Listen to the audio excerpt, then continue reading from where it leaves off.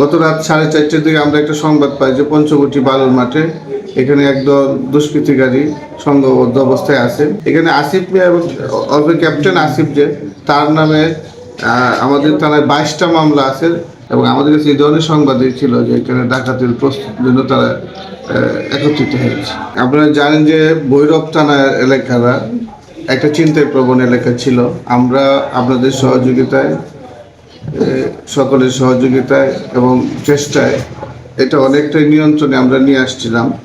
ইদানিং আবার কিছু চিন্তাকারী জামিনে মুক্তি পায় এবং তারা আবার ছোটোখাটো একটা অঘটনের সংবাদ পায়। আমরা গোয়েন্দা নজরদারি বৃদ্ধি করি।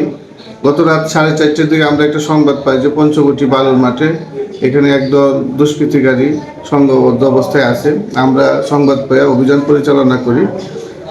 ভোর 4টা 4:30টার দিকে অভিযান পরিচালনা করে এখানে আসিফ মিয়া ক্যাপ্টেন আসিফ, আরখান, আমিন মিয়া, বাদশা মিয়া এবং জালাল মিয়া, এই 5 জনকে দেশি অস্ত্রশস্ত্র সহ গ্রেপ্তার করি।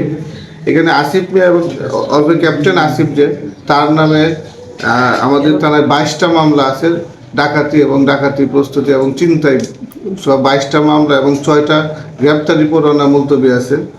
এরপরে আসামি আমিন মিয়া যে তার নামে 3টা ডাকাতি মামলা আছে। এরপরে আরকান তার নামেও ডাকাতি মামলা আছে। এই তাদেরকে আমরা গ্রেপ্তার করে আমাদের আওতায় নিয়ে আসি এবং কয়েকজন পালায় যেতে সক্ষম হয়। তাদেরকে আমরা গ্রেপ্তার অভিযান অব্যাহত আছে। অন্যান্য এই ব্যাপারে আইনগত ব্যবস্থা প্রক্রিয়াধীন আছে তাদের বিরুদ্ধে। অবশ্য যেহেতু তাদের ব্যাকগ্রাউন্ড ডাকাত এবং তারা একসাথে হয়েছে দেশীয় অস্ত্রশস্ত্র ডাকাতির জন্য তারা এটা প্রস্তুতি, যেহেতু তাদের কাছে অস্ত্রশস্ত্র পাওয়া গেছে এবং আমাদের কাছে এই ধরনের সংবাদই ছিল যে এখানে ডাকাতির প্রস্তুতির জন্য তারা একত্রিত হয়েছে। এছাড়া তো রাত্রের 4টা 4:30টার সময় এই ব্যাকগ্রাউন্ডের লোকজন একসাথে হওয়ার কথা। এই ধরনের অভিযান আমাদের অব্যাহত আছে।